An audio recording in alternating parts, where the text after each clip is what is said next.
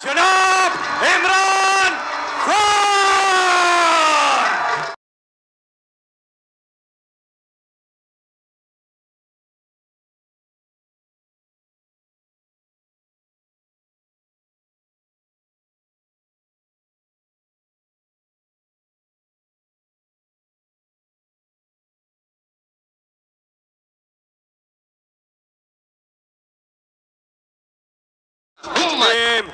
रावलपिंडी माशाल्लाह, क्या ही शानदार इस्तकबाल किया आपने अपने कप्तान का। पाकिस्तान का मतलब क्या? पाकिस्तान का मतलब क्या? तेरा मेरा रिश्ता क्या? मोहम्मद रसूलुल्लाह।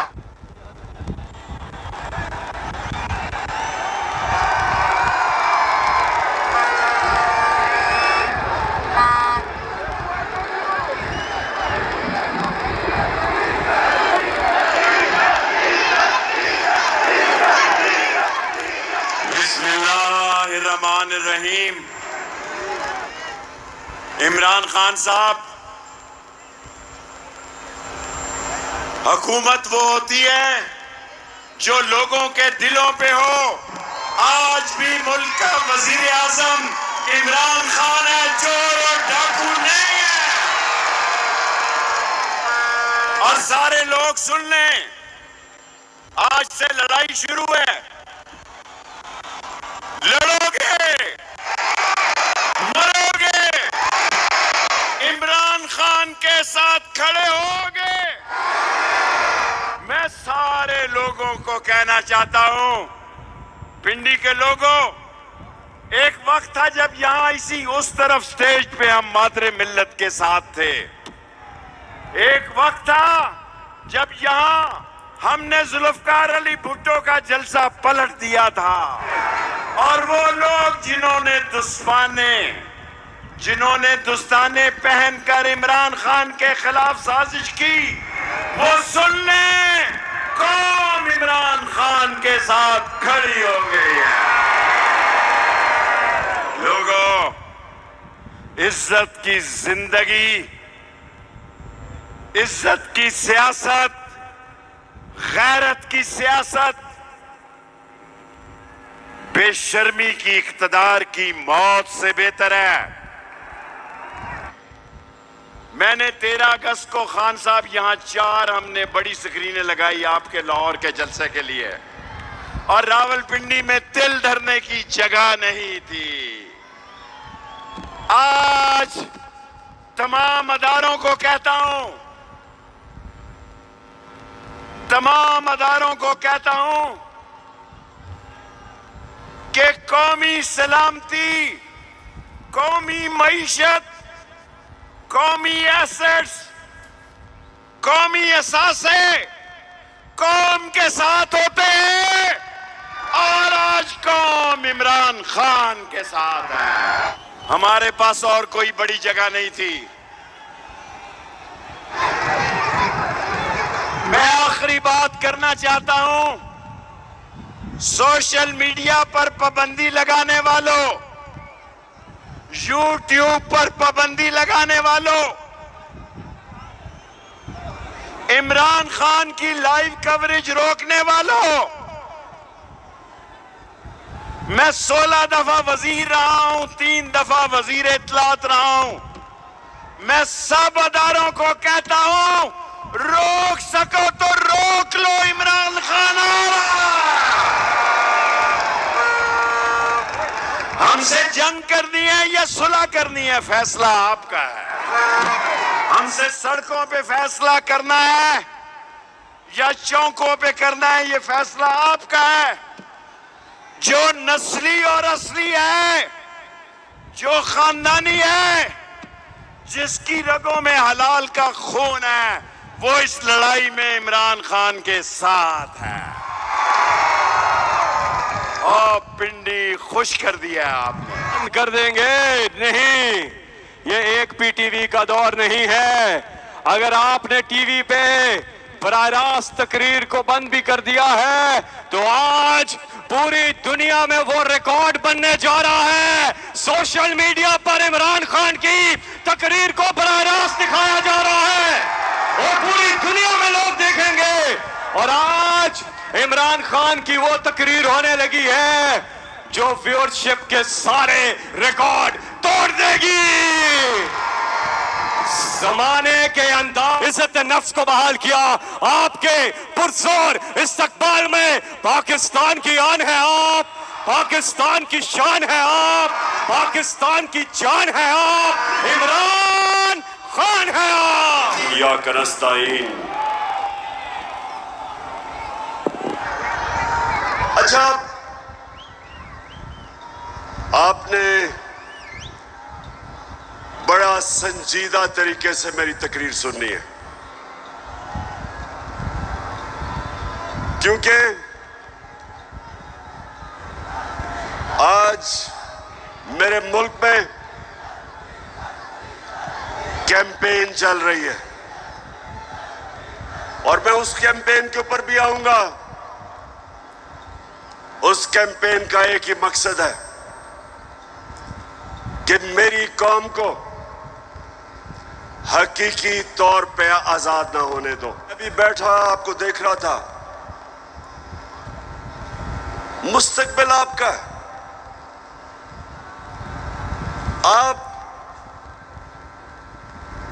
आपने ये फैसला करना है कि क्या हमने उस पाकिस्तान में बड़ा होना है जिसकी ख्वाब देखी थी इलामा इकबाल ने और जिसके लिए जदोजहद की थी कायद आजम ने, या वो पाकिस्तान जिधर कमजोर के लिए एक कानून, ताकतवर कानून से ऊपर,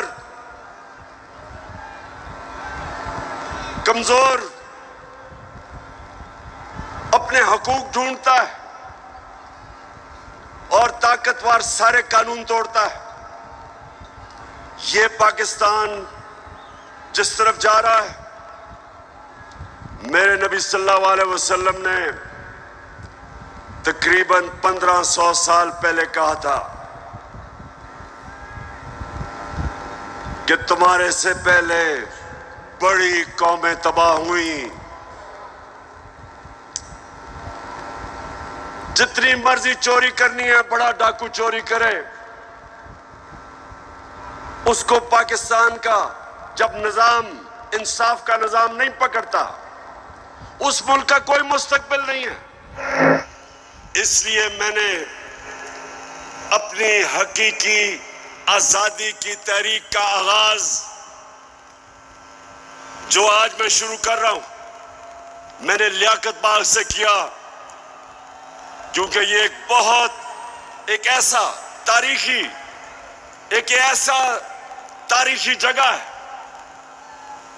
कि जो पाकिस्तान की मूवमेंट में कायद आजम के साथ लियाकत अली खान खड़े हुए थे, उनकी शहादत यहां हुई थी। मैं ये चाहता हूं कि मेरी सारी कौम आज तैयार हो जाए। जिस जदोजहद के लिए मैं आज आपको निकालने आया हूं, क्योंकि ये आपके मुस्तकबिल का मसला है।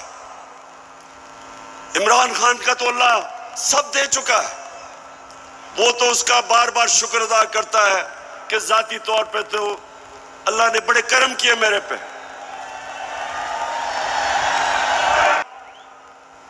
मुझे आपकी फिक्र है। चोर डाकू जब मुल्क की क़यादत पे बैठे हों और यहां ताकत में वो लोग हों जो जाती मफादात के लिए और अपनी अना के लिए मुल्क के मुस्तकबिल को तबाह करते हैं, इनको सिर्फ अवाम की ताकत शिकस्त दे सकती है। और मैंने अपनी आज कौम से वादा कर रहा हूं कि जब तक मैं अपनी कौम को हकीकी आजादी नहीं दिलवाऊंगा, मैं पाकिस्तान की सड़कों पे होऊंगा, मैं अपने लोगों के अंदर जाऊंगा, मैं अपनी कौम को उठाऊंगा। क्यों इमरान खान को हटाने की जरूरत पड़ी, क्यों बैरूनी साजिश, क्यों बराए बैरूनी साजिश से इमरान खान को हटाया गया, लेकिन इमरान खान की रिजीम चेंज क्यों की गई? क्योंकि वो अमेरिका की नौकरी नहीं करना चाहता था। वो एक आजाद फॉरेन पॉलिसी बनाना चाहता था, जिसका मेरी बहनों और नौजवानों समझो आजाद फॉरेन पॉलिसी क्या होती है। वो फॉरेन पॉलिसी होती है जो अपने अवाम की बेहतरी के लिए होती है, जो फॉरेन पॉलिसी दूसरे मुल्कों के मफादात की हिफाजत करने के लिए होती है और अपने लोगों को दूसरों के लिए कुर्बान करने के लिए होती है। उस फॉरेन पॉलिसी के खिलाफ मैं आया था। मैं ये नहीं चाहता था कि अमेरिका की जंग में मेरी कौम जाए और 80,000 मेरे लोग उस जंग के अंदर कुर्बान हो अमेरिका के लिए। मैं नहीं चाहता था कि अगर आप अमेरिका अफगानिस्तान में यहां से हमारे ऊपर से कोई कार्रवाई करे, मैं नहीं चाहता था कि मेरा मुल्क मुलव्वस हो उसमें, क्योंकि मैं क्यों चाहूं कि अफगानिस्तान से हमारे ताल्लुकात खराब हो। मैं चाहता हूं कि मेरी फॉरेन पॉलिसी हो जो मेरे लोगों की बेहतरी में हो। अगर रूस से मुझे 30 या 40% कम कीमत पे तेल मिलता था और मैं अपने लोगों को सस्ती पेट्रोल और फजलुर रहमान दूं, तो मैं क्यों ना दूं। अगर हिंदुस्तान अमेरिका का स्ट्रेटेजिक एलाई, वो रूस से तेल खरीद सकता है और अपने लोगों को पेट्रोल और डीजल 25 रुपए लीटर कम दे सकता है, तो मैं क्यों ना दूं।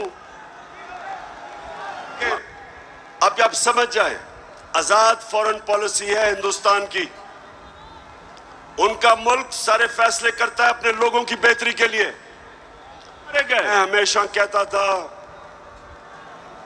कि अफगानिस्तान में जो अमेरिका गया, इसका कोई मिलिट्री हल नहीं है, डायलॉग से मसला हल होगा। और यह पसंद नहीं था उनको। और ये बड़ा जरूरी है आपने सुनना, क्योंकि मैंने आज आपको खास आगाज कर रहा हूं अपनी हकीकी आजादी की तहरीक, और मैं सबको तैयार कर रहा हूं। तो सुनना आपने मेरी बात कि पहले तो हटाया क्यों, फिर इनको तकलीफ क्या हुई बाहर वाले मुल्कों को। पहली दफा पाकिस्तान का प्राइम मिनिस्टर OIC की मीटिंग में जाता है, यूनाइटेड नेशंस की जनरल असेंबली में जाता है, और क्या कहता है? कहता है कि मुसलमानों को बड़ी तकलीफ होती है जब हमारे नबी सल्लल्लाहु अलैहि वसल्लम की शान में गुस्ताखी की जाती है। सबसे ज्यादा फख्र है। आप अगर मेरे से पूछे ना कि 3.5 साल में किस चीज में सबसे ज्यादा फख्र हुआ, 15 मार्च यूनाइटेड नेशंस ने फैसला किया कि एंटी इस्लामोफोबिक डे बनाया जाएगा यूनाइटेड नेशंस। पूरा साजिश हुई, डोनाल्ड लू ने धमकी दी, साजिश पहले से हुई थी, और इन्होंने तब वो गवर्नमेंट गिराई जो उस वक्त 17 साल के बाद सबसे बेहतर माशी तरक्की कर रही थी। 17 साल के बाद आपको चेरी ब्लॉसम चाहिए था। ये जरा देखें, होके आया हूँ मैं, UAE के होके, अभी मैं तुर्की होके आया हूँ, और मैंने उन भाइयों को कहा कि आप हमारे बड़े अजीम भाई हैं, हमेशा आपने हमारी मदद की। और मैंने यही कहा, जब मैं आया हूँ तो आप समझेंगे शायद ये मांगने आया है। मैं मांगने नहीं आया, लेकिन मजबूरी है हमारा।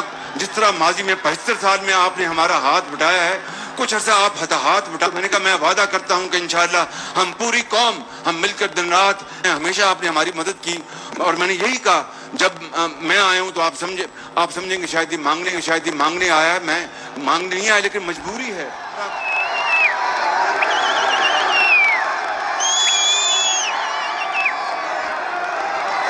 तो मेरे नौजवानों, मैं इसलिए आपके पास आया हूं, मैं भी मांगने नहीं आया, मैं आपको तैयार करवाने आया हूं कि अगर इस वक्त मेरी कौम खड़ी नहीं होगी, इस तरह के लोगों की गुलामी करेंगे जो कहता है कि जी हम तो भिखारी हैं, beggars are not choosers। तो मैं अब जब से ये आया, क्या हो रहा है? बजाय दौलत में इजाफा होने के फैक्ट्रियां बंद हो रही हैं। इन्होंने हिंदुस्तान का एक्सपोर्ट्स गिर रही हैं, कर्जे बढ़ते जा रहे हैं। इनके पास हल क्या है? आर्मी चीफ से टेलीफोन करवा रहे हैं सऊदी अरेबिया को कि जी पैसे दे दो, क्योंकि इनको तो सारे समझते हैं कि चोर है ये, इनको तो पैसे कोई नहीं देता। तो आर्मी चीफ अमेरिका को कभी टेलीफोन कर रहा है, कभी यूएई को कर रहा है, कभी सऊदी को, कि जी पैसे दे दो। तो इससे क्या होगा? वो तो कर्जे देंगे, कर्जे बढ़ते जा रहे हैं, कर्जे वापस कैसे कर रहे हैं? दौलत में तो इजाफा नहीं हो रहा। और इसलिए मेरे पाकिस्तानियों, इसलिए मैं इनको कहता हूं कि एक ही तरीका है इस मुल्क को इस दलदल में जो घुसा रहे हैं निकालने का, और वो है साफ और शफाफ इलेक्शन। एक ही रास्ता।